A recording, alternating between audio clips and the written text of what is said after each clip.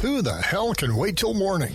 Talk now at latenightsportsradio.com.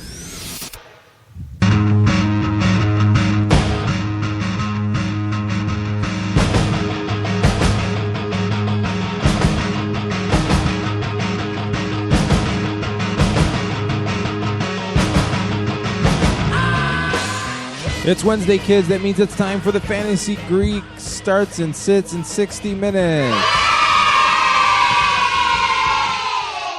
Jim Saranteas from thefantasygreek.com and Keith Grieve from 87sportsfans.com here, taking you through all of the Week 12 matchups and telling you who you should start and who you should avoid, like the plague in fantasy football. And joining me now is the Fantasy Greek himself, Mr. Jim Saranteas. Hello. Welcome to the program. Hey, Keith. Hello, hello. Hello to everybody out there in podcast land. Woo! Ooh-wee. If you are listening live and have any lineup questions, the phone number to call in is 585-633-7487. That is 585-633-7487, and we will handle your personalized fantasy football lineup dilemma as we speak. So, how are you, Mr. Saranteas? You know, I'm doing well. I'm coming off a Tuesday night where my wife and I went and saw Ingrid Michaelson. I'm not sure if you know who she is. Yeah, I'm aware. I've heard. Yeah, she's a wonderful singer. Had a very nice time. Had a few cocktails, and I didn't do anything bad, but it was just a really pleasant break for a Tuesday night. Nice. So you had a late Wednesday morning, is what you're saying? A little bit, not too much. We had people doing work around here, so I wanted to get up and see to it that everything was okay. Yeah. But what a day. I mean, all the news, everything between Adrian Peterson being, the arbitrator deciding that the NFL could keep him on the exempt list, to players just getting cut left and right or released. And Ben Tate, he's now with the Vikings. Boy, they need another running back, huh? Well, let's get to that. Let's talk about the Vikings, even though we're going to talk about that their individual game. First of all, when we get to their game, now, if you've listened to the show before, you know that Jim has a tendency to try to come up with a witty pun for his closing line at each matchup. So, can I get an agreement that when if indeed you pick the Packers to beat the Vikings this week, you won't say Green Bay breaks out the switch? Oh, no. I won't say. Oh, yeah, okay. Of course. Okay. Now I feel better. All right, moving on. The Vikings claiming Ben Tate. Are they really that not sold on Jerick McKinnon? I mean, just an opinion, I guess. Obviously, you don't make this claim if you're not, but I think that McKinnon would be your better option here. I think that too. When I heard about them claiming him, I really scratched my head. My guess here is it was just an opportunity to pick up a running back on the cheap because, basically they're assuming the contract that he had with the Browns, which wasn't guaranteed, and it's probably an opportunity to showcase another running back and look towards the future.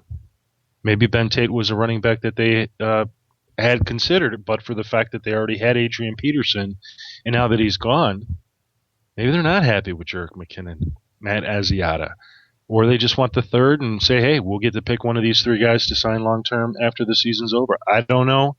I really thought he was going to end up with the Colts, but as Mike Florio of Pro Football Talk was quick to remind, they no longer announce what teams actually put in waiver claims. They only tell you who got them. Okay. So it would have been interesting to see had the Colts put a claim in, did the Dolphins, any other team for that matter. So you know how I love my my sabermetric stats here, the new era of stats. Yeah, sure. You know how I love it. So I just happened to look up the running back rankings for just running plays for the running backs in the NFL this season. Okay, so obviously it's not about yards or anything. It's if you did your job or you did something positive, you get a positive rating. If you did something bad, coughed up the ball, ran for a loss, you get a negative rating, whatever, blah, blah, blah. Jerick McKinnon is ranked 13th in the NFL, and Ben Tate 57th with a deep negative rating. this year, Wow. just on running plays. So, I mean, that's judging the individual player on the individual plays that they are actually involved in. So I really scratch my head, like you say. And again, these stats, what I just quoted, isn't the end-all, be-all, or the Bible, but it does lend some clarity to the argument of whether or not, Jerick McKinnon can play football or not, in my opinion, anyway. So, without further ado, let's get going. But before we jump into it, did you know that millionaires are being made all season long at DraftKings.com, America's favorite one-week fantasy football site? 1 week fantasy means no season-long commitments. Play whenever you want.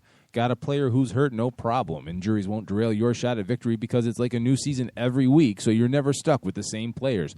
Pick your team in minutes, and you could be on your way to winning huge cash. This season, one listener turned $10 into $5,000. Another turned $2 into $10,000. And a new millionaire has been crowned nearly every week this season at DraftKings.com. You could be next. Imagine winning $1 million in one day just playing fantasy football at DraftKings. Head to DraftKings.com now and use promo code Spreaker to play free in the $10 million Fantasy Football World Championships. DraftKings.com. Bigger events, bigger winnings, bigger millionaires. Enter Spreaker now at DraftKings.com. DraftKings.com. That's DraftKings.com.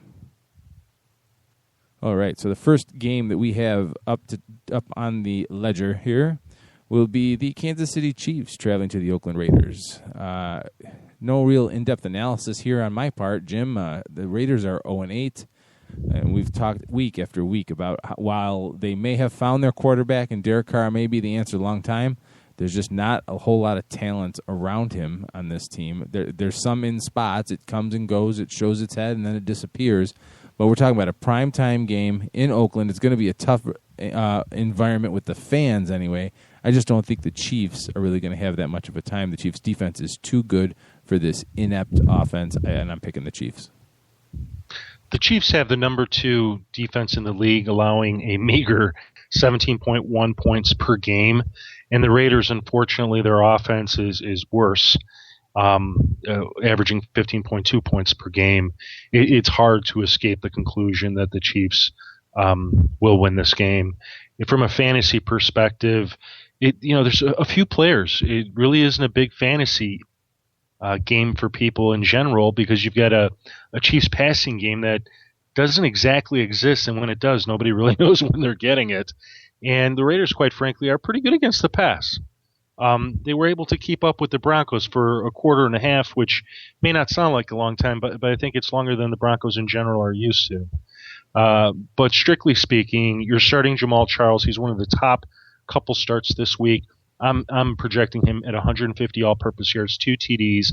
I love Niles Davis at the flex. I wouldn't even be surprised if Niles Davis scored a TD for you.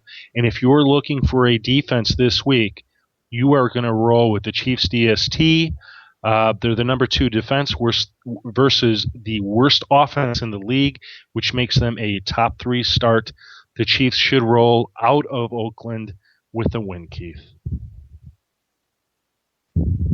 The next game up would be the Cleveland Browns at the Atlanta Falcons. The Browns 5-3, the Falcons 2-6. And did you know that the Browns lead this series all time 10-3? That stat struck me as somewhat surprising, given I know the Falcons were bad for a long time until recently, but to be that lopsided kind of struck me as odd. That being said, this Falcons team is not your Falcons team from 2 years ago. I know last year we threw out the window because of injuries, but they are 13th in points scored. They are 31st in points allowed on defense. The Cleveland Browns get a major shot in the arm by Ben Tate being released because it clears up that backfield. More people know their job more clearly than they did last week. And they get a bigger shot in the arm by Josh Gordon coming back from suspension. Whether or not Gordon has an impact or not, you just don't know. He's kind of the X factor within this receiving core and this offense in general now. He is going to draw attention on that from the Falcons' defense, which I think will open things up nicely for Brian Hoyer and the Cleveland offense. And like I said before, 31st in points allowed. You're not really stopping many people from scoring this season, so I am going to pick the Browns on the road. The Browns, for some of the defensive transgressions they've had some excellent games. And at the end of the day, they're the number 7 defense in the league, allowing 19.5 points per game. And some of the numbers that really sort of jump out at you when you look at the Falcons is the fact that in the running game, while they do give up 122 yards, which it's enough, they give up 13 rushing TDs to date, which is quite a bit, almost 2 per game. And then in terms of pass defense, they're giving up 280 yards per game. That's crazy. It's an interesting stat that you brought up as it pertains to the overall record in the matchup between the Browns and the Falcons. But like you, I love the Falcons in this game. I'm sorry, the Browns in this game. I think the matchup is so good. Brian Hoyer is kind of on the outside of the top 12 quarterbacks this week, but I could see him putting one. I mean, if he puts up 300 yards like he did last week with Josh Gordon on the field, he should be putting up 2 or 3 passing TDs. So I like Josh Gordon as a wide receiver 1. I know there's some analysts saying, oh, they're going to ease him back. Oh, that's crazy. That's ridiculous. I know the head coach made some comments along those lines, but he didn't say that exactly. When the game gets started and he gets going, they're going to give him the football as many times as he can stomach it. I think that's great for him. I think it's great for Andrew Hawkins, who you can consider a low-end wide receiver 2, wide receiver 3 in this matchup. Isaiah Crowell should absolutely bust out. This defense gives up about 145 yards rushing, and like I mentioned, about 2 rushing TDs per game, while Terrence West could easily poach one of those rush TDs. Who cares? Crowell suddenly becomes a very, very reasonable RB2, probably an every week start from here on out going forward. For the Browns DST, I actually like them as a low-end start in this matchup. No, the Falcons don't give up that too many turnovers, but it still plays well to what they have, and here's why. The strength of the Falcons is their pass offense, and that is the strength of the Browns. It's their pass defense. So while you're going to start Julio Jones and Roddy White, Matt Ryan actually, I think he's a bench this week. I think if you have him, you should look for another option this week because Matty Ice could really struggle. He might have a hard time getting to 200 yards passing, even though he might get you 2 TDs. There's many better quarterbacks this particular week over Matty Ice. And if you've got Steven Jackson, you treat him as a low RB2 flex play. Hopefully you don't have to rely on him because he's been very underwhelming this season. I like the Browns to rise up in Atlanta and win. The Jets travel to the Buffalo Bills. The 1-8 Jets, and honestly, we've talked about it before. This has to be Rex Ryan's swan song. I don't see a situation where he comes back. They may as well clean house with the front office as well. That being said, the Buffalo Bills 5-3, and unless the Bills are hiring snow shovelers at $10 an hour and game tickets is the offer because there's that much snow in Buffalo right now. It doesn't bode well for any team with a beleaguered offense if that cold and snowy conditions stick around in Buffalo, and the Jets need all the help they can get. Buffalo, while Kyle Orton has come down to earth a little bit, he is not what everybody hoped he could be as far as being a savior for Buffalo. But their defense is still it's not lights out, but it's pretty legit. 2nd in points allowed, 8th in rushing yards per game, 13th in passing yards allowed per game, a +7 takeaway differential for 4th overall in the league. Playing in Buffalo, that's enough to make me pick them against these Jets.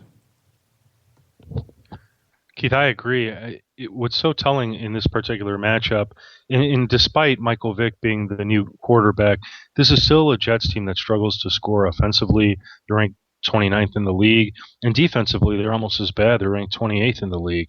We saw the Jets play much better last week, but I'm concerned that it may not be good enough to sort of stick, for lack of a better word.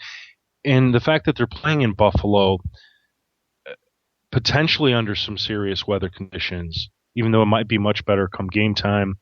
The reality is I like the Bills simply because the team's getting sort of a week off showing up and playing. I mean, there's something to be said, and I think this will make coaches kind of look at it, hey, look what the Bills did this week. After all that snow, they actually showed up and played well. I think the passing game it favors the Bills. You kind of look at Kyle Orton and say he's a decent start in fantasy. You know Sammy Watkins is a must start.